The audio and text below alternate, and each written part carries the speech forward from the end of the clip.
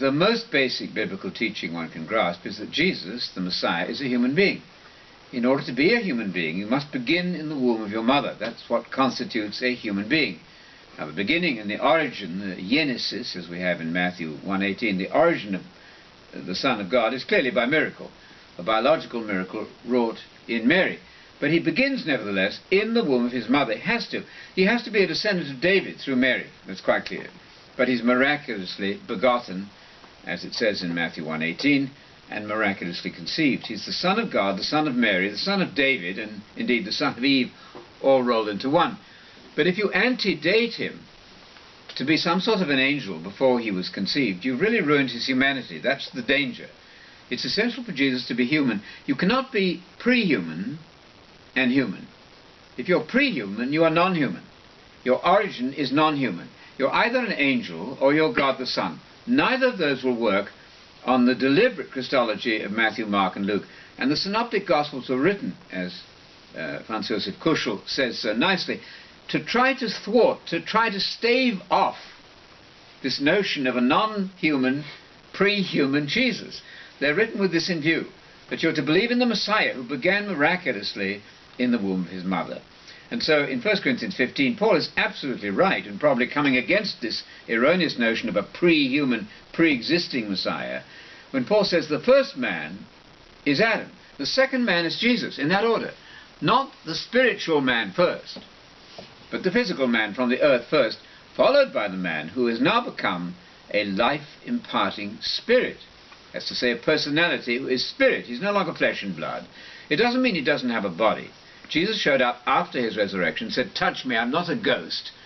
He was an immortalized man. He was an immortalized man from the moment of resurrection, and he remains that now. He's still a man. Note the text in Acts 17, which says that God is going to judge the world by a man, still a man, whom he's appointed for this, and proven it by resurrecting him from the dead. What a marvelous verse. Jesus speaks of the Son of Man at the right hand. You will see the Son of Man. That's the Adoni, not Adonai, but Adoni, the human Lord. There's no verse, and James Dunn says this so nicely in his book about did the early Christians worship Jesus.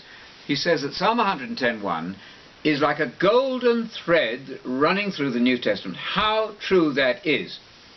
We will awake, I think, from some of the darkness that we receive from the very problematic councils, and councils even in the articles of the Church of England, councils, we note, can err. They have erred.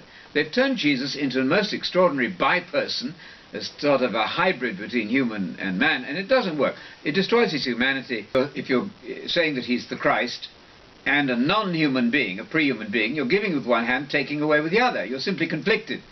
It doesn't make any sense to say, I believe he's the Christ, and then contradict that by saying, I believe he isn't the Christ. The Christ, by definition, the Son of God, by definition, begins in the womb of Mary. Luke 1:35 is a critically important verse. It should be discussed all the time, and it isn't. Gabriel there is brought into the scene to clarify a piece of theology which could have saved us from centuries of conflict. Gabriel there, in response to the very good question of Mary, how can this be that I'm going to bear a child, beget a child, conceive a child? How can this be since I don't have a husband? It's a wonderful question, innocent question. And Gabriel says, Holy Spirit, divine power, the creative activity of God, in this case procreative activity, the generating power of God by miracle, nothing to do with sex with Mary, that's absolutely absurd, don't even think of that. But by miracle, Gabriel says, the Holy Spirit will overshadow you, Mary, and for that reason, note the Greek there, theoke, I'm using the modern Greek pronunciation, theoke, for that reason precisely, and no other reason, he will be called and will be the Son of God. That should settle all arguments. If only people would begin with Matthew, Mark, and Luke and not rush to John or Paul, not initially, but go to Matthew, Mark, and Luke, which were written, as Kuschel says so well in his wonderful book, Born Before All Time, the dispute about the origin of Jesus Christ. Those books were supposed to stop what later became a Gnostic heresy, in fact, a pseudo-Gnostic heresy.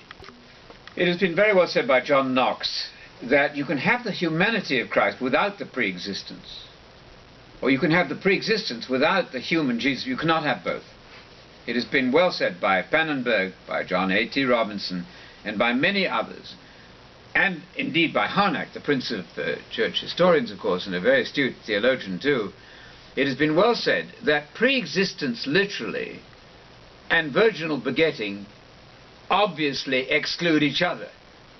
They're mutually exclusive ideas. You cannot pre-exist yourself and then come into existence in the womb. You could talk about a transformation of an already existing angel, or God the Son, the second person of the Trinity, who transforms himself, who reduces himself to some sort of fetus and pretends to be a man. That, I'm afraid, will not wash in terms of the purity of the idea that he has to be descended from David. You can't be older than David. You cannot be older than your own ancestor. That makes no sense at all. It would be excellent for everybody to read J.A.T. Robinson's The Priority of John. The section on Christology is unmatched. It's really very good on the subject that we're discussing. And then James Dunn's Christology in the Making is very, very important, because preexistence undermines the human Jesus. That's the danger against which John warned in 1 John 4, where John says, test the spirits. Those who believe Jesus as the one coming en sarki, within the sphere of human being, are doing well. But those who do not believe in that Jesus as an anaphoric article, they're most important. There's a question there in 1 John 4:1 about which Jesus are you espousing?